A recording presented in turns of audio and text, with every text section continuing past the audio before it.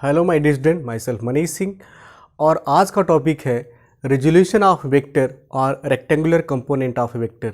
In last video I have discuss about the resolution of vector, so once again I repeat resolution of vector in simple way. The process of splitting of a vector into two और more vector, that is called resolution of vector. Okay, simple तरीके से समझते हैं कि जैसे मान लीजिए हमने parallelogram law of vector addition में पढ़ा हुआ था कि ये वेक्टर ए है, this is the vector A, और ये आपका वेक्टर बी है, ठीक। और ये आपका पैरेललोग्राम का जो डायगोनल होता था, ये डायगोनल, यही डायगोनल इन दोनों वेक्टर ए और वेक्टर बी का क्या होता था, रिजल्टेंट वेक्टर आर, है ना। कहने का मतलब ये है कि पैरेललोग्राम लॉ में आपने क्या पढ़ा था कि ये वेक्टर ए है, वेक्टर बी, दोनों को ऐड करने के बाद हमको मिलता क्या था, वेक्टर आर। तो डियर स्टूडेंट, जो हमारा रेजोल्यूशन ऑफ वेक्टर होता है वो just opposite process of addition of vector होता है। आप सिंपली समझ सकते हैं बेटा कि रेजोल्यूशन ऑफ वेक्टर क्या होता है, it is just opposite process of vector addition. जैसे बेटा समझो आप कि वेक्टर ए वेक्टर बी को ऐड करने के बाद हमको मिला वेक्टर आर। क्या मिला बेटा, वेक्टर आर। तो बेटा जब आप वेक्टर आर को तोड़ेंगे तो फिर क्या मिलेगा हमको, यही वेक्टर ए और वेक्टर बी मिलेगा। बात समझिए, जैसे वेक्टर ए और वेक्टर बी को ऐड करने के बाद हमको क्या मिला, वेक्टर आर। तो मैंने कहा बेटा अगर आप वेक्टर आर को तोड़ते हो, स्प्लिट करते हो, तो किस में स्प्लिट होगा, फिर उसी में स्प्लिट होगा वेक्टर ए और वेक्टर बी। और यही वेक्टर ए और वेक्टर बी, ये वेक्टर आर का क्या है, कंपोनेंट वेक्टर कहलाता है। क्या कहलाता है बेटा, वेक्टर कंपोनेंट वेक्टर कहलाता है। तो ध्यान दें आप यहाँ से और देखें, जैसे मान लीजिए मैंने कहा कि वेक्टर ए और वेक्टर बी ऐड करने के बाद वेक्टर आर मिला, तो मैंने कहा बेटा अब जो है वेक्टर आर को आप तोड़िए, स्प्लिट करिए, तो किस में टूटेगा, वही वेक्टर ए और वेक्टर बी में टूटेगा। तो आप क्या बनाओगे, वेक्टर ए इधर और इधर क्या बन जाएगा, वेक्टर बी। तो आप सिंपली समझ सकते हैं कि हमारा जो रेजोल्यूशन ऑफ वेक्टर होता है, it is the just opposite process of addition of vector होता है ना। कि जैसे वेक्टर ए और वेक्टर बी को ऐड करने के बाद वेक्टर आर मिलता है। मान लीजिए अगर आपको वेक्टर आर को तोड़ना है, तो जब वेक्टर आर आप तोड़ेंगे, ब्रेक करेंगे, तो उसी वेक्टर ए और वेक्टर बी में टूट जाता है। तो it is just opposite process of vector addition. Okay, अब हम बात करते हैं कि रेक्टेंगुलर कंपोनेंट ऑफ वेक्टर क्या होता है। तो बेटा rectangular component of vector simple होता है, इसी पे बेस्ड होता है हमारा। ये क्या होता है, when we split a single vector into perpendicular direction. जब किसी एक सिंगल वेक्टर को हम दो परपेंडिकुलर डायरेक्शन में ब्रेक करते हैं, तो इसी को हम कहते हैं रेक्टेंगुलर कंपोनेंट ऑफ वेक्टर कहते हैं। तो कह सकते हैं the process of splitting of a vector into two perpendicular direction, that is called rectangular component of vector. Okay, so आइए समझते हैं कि रेक्टेंगुलर कंपोनेंट ऑफ वेक्टर है क्या इन ए प्लेन। मान लीजिए ये आपका एक वेक्टर है, suppose this is the vector A, और इस वेक्टर ए को हमें क्या करना है, ब्रेक करना है, स्प्लिट करना है।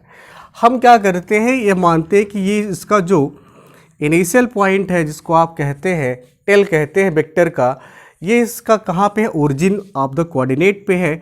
और यहाँ से हम क्या करते हैं, दो एक्सिस ड्रा करते हैं, वो दोनों एक्सिस एक दूसरे के क्या है, परपेंडिकुलर है। Suppose this is the X axis and here is the what, here is the Y axis, ठीक। ये एक्स और वाई एक्सिस एक दूसरे के क्या है, जस्ट परपेंडिकुलर है।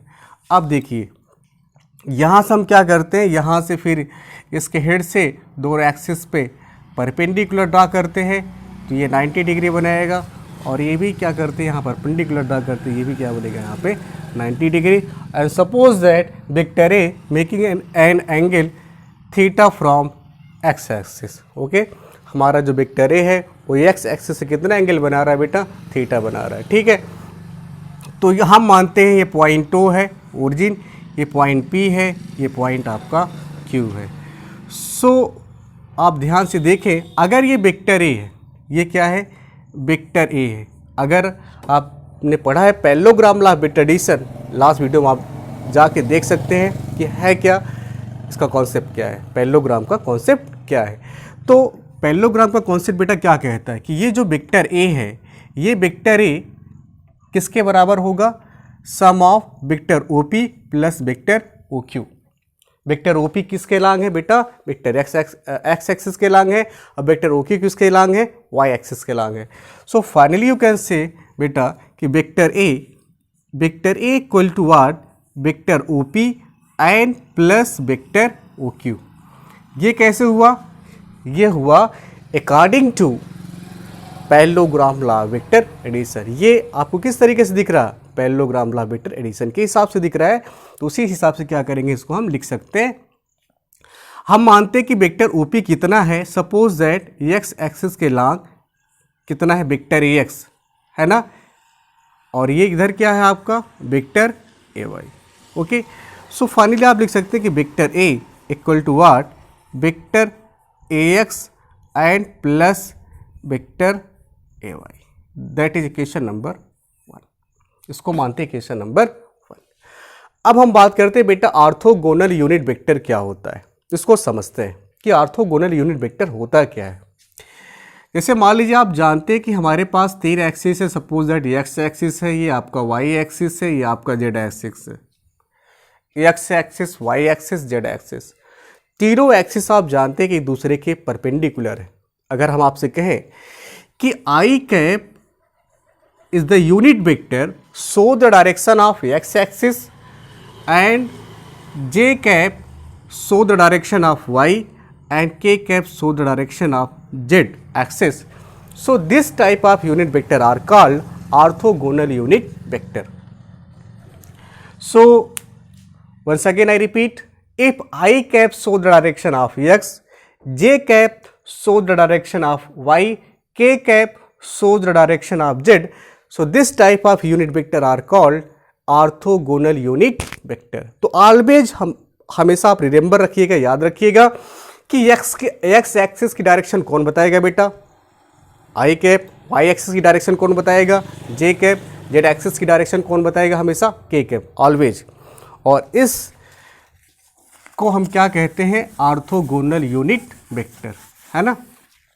अब ध्यान से समझे बेटा, हम जब किसी वेक्टर को डिफाइन करते हैं तो क्या डिफाइन करते हैं, कैसे डिफाइन करते हैं।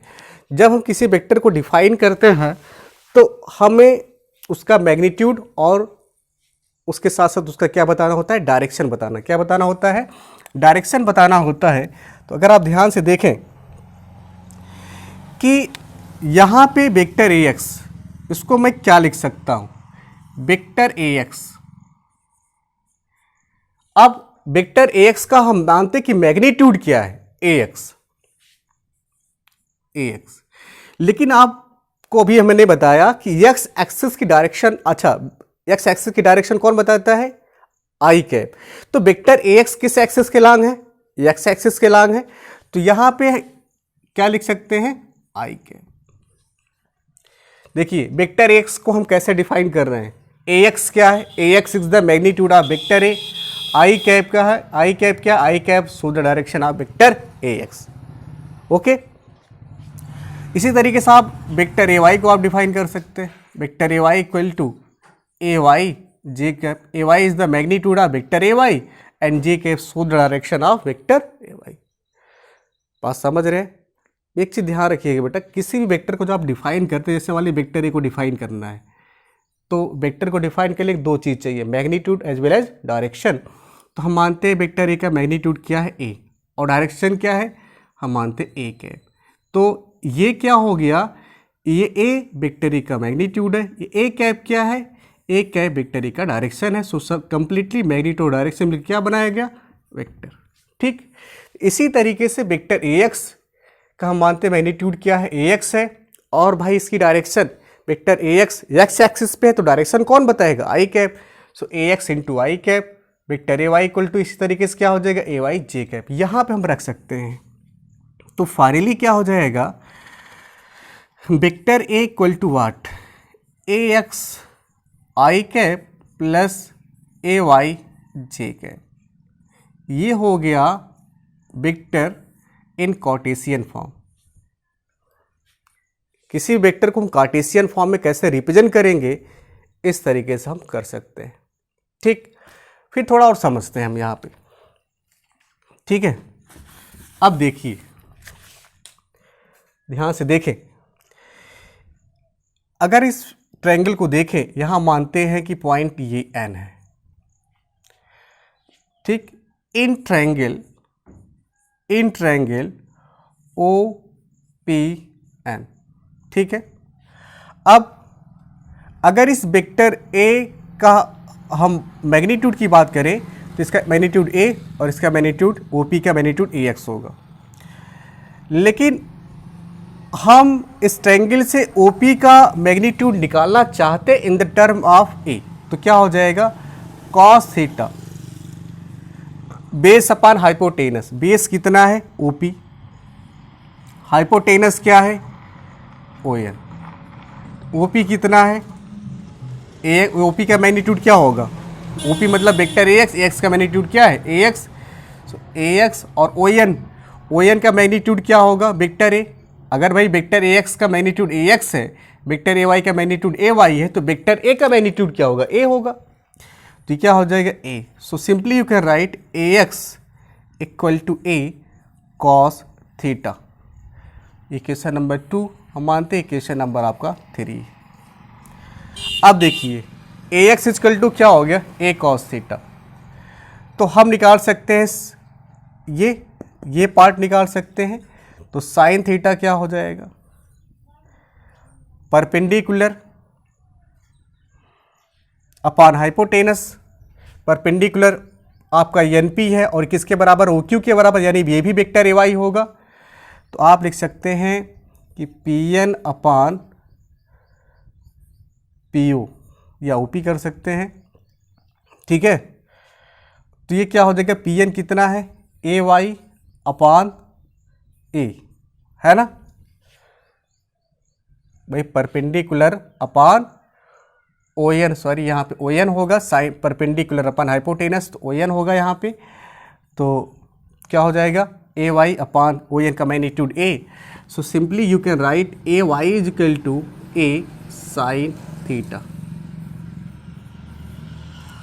अब इसको स्क्वायर करके हम ऐड करते हैं, squaring and adding equation 3 and 4। So मिलेगा क्या बेटा, ध्यान से समझे, आपका क्या आएगा, ये हो जाएगा A square x plus A square Y equal to A square cos square theta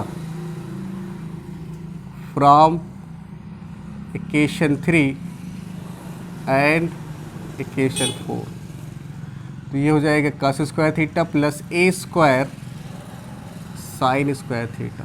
तो यहाँ से भैया ए स्क्वायर कॉमन कर सकते हैं, तो cos square theta plus sine square theta will be 1। So finally मिलेगा क्या बेटा आपको, कि this implies that A square equal to A square x plus A square Y. So finally A equal to under root A square x plus A square Y, ये आपका हो जाएगा। ठीक है, अब इसको मानते हैं इक्वेशन नंबर 5। अब आप क्या कर सकते हैं, इक्वेशन 4 में इक्वेशन 3 से डिवाइड कर सकते हैं। Equation 4 divided by equation 3, then we get क्या मिलेगा, A sine theta upon A cos theta equal to A Y upon A X. ठीक है, और सो ए कैंसिलेशन, तो sine tan theta equal to A Y upon A X. So theta equal to tan inverse A Y upon A X, ये आपका हो जाएगा। समझ सकते हैं, ये है क्या बेटा, यहाँ तक तो आपको समझ में आ गया। आगे मैंने क्या किया है देखिए, अगर हम कहें कि वेक्टर ए है, ठीक है, तो वेक्टर ए है, तो वेक्टर ए के यहाँ देखिए वेक्टर ए जो एक्स एक्सिस से एंगल थीटा बना रहा है, तो थीटा के लांग, आप थीटा के लांग देखिए ओपी का मैग्नीट्यूड क्या आया, ओपी माना ए एक्स का मैग्नीट्यूड किसके बराबर है, ए एक्स का जो मैग्नीट्यूड है ए कॉस थीटा, यानी जब आप वेक्टर ए को तोड़ते हैं तो ये पार्ट क्या बनेगा, एक्स एक्सिस के अलॉन्ग पार्ट क्या बनेगा, थीटा के अलॉन्ग पार्ट क्या बनेगा, ए कॉस थीटा। और देखिए ए वाई यानी इसके जस्ट राइट एंगल पे क्या बनेगा, ए साइन थीटा। जैसे यहाँ सिंपल समझिए कॉन्सेप्ट क्या आया, जैसे वेक्टर ए है ना, और वेक्टर ए इस एक्सिस से एंगल थीटा बना रहा है, तो वेक्टर ए को जब आप तोड़ेंगे तो जहाँ थीटा रहेगा, थीटा से सटा रहेगा, वो कंपोनेंट कौन सा मिलेगा, ए कॉस थीटा। और उसके जस्ट राइट एंगल पे हमें क्या मिलेगा, ए साइन थीटा। यही है रिजोल्यूशन ऑफ वेक्टर। जैसे वेक्टर ए है, वेक्टर ए अगर इस एक्सिस से थीटा बना रहा है तो थीटा के लॉन्ग थीटा से सटा हुआ कंपोनेंट कौन किस फॉर्म में होगा, ए कॉस थीटा के फॉर्म में होगा। उसके जस्ट राइट एंगल पे क्या होगा, साइन थीटा होगा, एक साइन थीटा। ठीक है, तो ये हो गया आपका ए एक्स, देखो आया ना, A X A cos theta. बोलिए ए वाई क्या आया, A sine theta. A cos theta क्या है, component of vector A along X axis है। ए साइन थीटा क्या है, component of vector A along Y axis है। ठीक है, अब देखिए तो यहां से हमको ये मिल गया, अगर ये वेक्टर एक कार्टेशियन फॉर्म में है, ये वेक्टर एक कार्टेशियन फॉर्म में है ना, तो उसका मैग्नीट्यूड हम ऐसे निकाल सकते हैं, इसका स्क्वायर करके अंडर रूट इसका स्क्वायर प्लस इसका स्क्वायर करके आराम से मैग्नीट्यूड निकाल सकते हैं।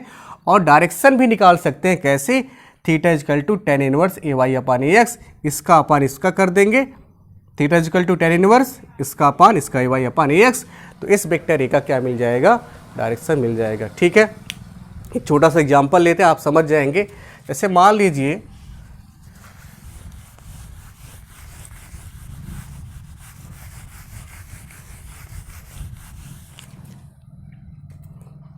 लीजिए एक वेक्टर ए गिवन है ना, 2i cap plus 3j cap, और मैंने पूछा भाई इस वेक्टर ए का मैग्नीट्यूड बताइए।